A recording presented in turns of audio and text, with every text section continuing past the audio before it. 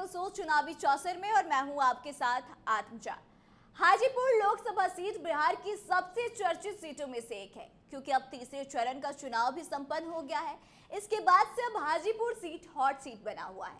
यहाँ कुछ दिन पहले तक चाचा और भतीजा के बीच दावेदारी की लड़ाई चल रही थी। पशुपति पारस 2019 का चुनाव जीतकर यहाँ से सांसद बने थे। स्वर्गीय रामविलास पासवान का गढ़ कही जाने वाले इस सीट पर उनके बेटे चिराग पासवान ने इस बार अपनी दावेदारी पेश करी है। काफी खींचतान के बाद यह सीट चिराग पासवान के पाले में गई। पशुपति पारस ने पहले तो विरोध जताया, फिर एनडीए गठबंधन को समर्थन देने की बात भी कहने लगे। वहीं चिराग पासवान के सामने राजद ने शिवचंद्र राम को उम्मीदवार बनाया है। अब यहाँ के जातीय समीकरण की बात करें तो इस सीट पर पासवान और रविदास की संख्या सबसे ज्यादा है और यहाँ कुशवाहा और कुर्मी की आबादी लगभग 3 लाख के आसपास है। अब देखना यह होगा कि जनता किसे चुनती है, लेकिन इससे पहले आपको बताते हैं कि चिराग पासवान की चुनौतियां क्या है।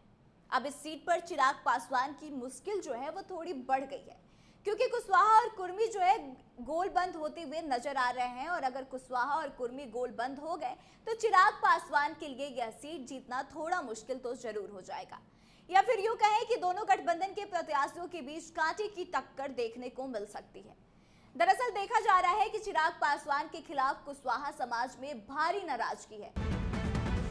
अगर चिराग को 1 मिनट के लिए छोड़ भी दें तो इस बार के लोकसभा के चुनाव में 3 चरण के वोट पड़ चुके हैं, जिसमें कि कई सीटों पर ऐसा देखा गया कि कुशवाहा जाति काफी निर्णायक भूमिका में थी। हाल ही में खगड़िया के चुनाव पर नजर डालें तो बता दें कि खगड़िया से लोजपा रामविलास के प्रत्याशी राजेश वर्मा चुनावी मैदान में थे और वहां से राजेश वर्मा चुनाव लड़ रहे थे, लेकिन लोगों में उनके प्रति भारी नाराजगी थी। रेणु कुशवाहा को चिराग पासवान ने टिकट नहीं दिया। इसको लेकर वह भी कुशवाहा समाज को गोलबंद करने की जुगत में लगी हुई थी और लगातार जनसभा को संबोधित कर रही थी। इसके अलावा तमाम कुशवाहा समाज के बड़े नेता काफी एक्टिव थे और लोगों से अपील कर रहे थे कि सभी कुशवाहा समाज एकजुट होकर संजय कुशवाहा को वोट करें। और इसका असर भी देखने को मिला कि खगड़िया में ना सिर्फ कुशवाहा बल्कि कुर्मी समाज के लोगों का भी अच्छा खासा वोट जो है वह संजय कुशवाहा के पाले में गया।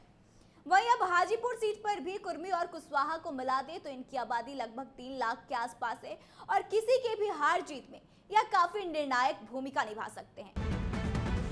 वहीं अब हाजीपुर में कुशवाहा के चक्रव्यूह में चिराग पासवान को फंसाने की तैयारी चल रही है और इसके लिए कुशवाहा समाज के तमाम बड़े नेता बैठक कर रहे हैं और कुशवाहा समाज को गोलबंद करने की कवायद कर रहे हैं। बता दें कि रेणु कुशवाहा जो कि पहले चुनाव की लोजपा रामविलास की पार्टी में थी और वह लगातार अब चिराग के खिलाफ है, उनके पति विजय कुशवाहा और इसके अलावा जितने भी कुशवाहा समाज के बड़े नेता हैं वह एकजुट होकर बैठकें कर रहे हैं, लोगों को समझा रहे हैं कि आप एकजुट हो जाइए, कुशवाहा समाज जो है वह एकजुट हो जाए और चिराग के खिलाफ वोट करें।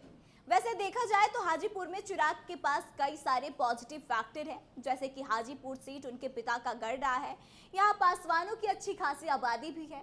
इसके अलावा नरेंद्र मोदी के नाम पर भी काफी वोट पड़ेंगे, लेकिन बावजूद इसके अगर कुशवाहा और कुर्मी गोलबंद हो जाते हैं तो चिराग पासवान के लिए यहाँ मुश्किलें पैदा हो सकती है।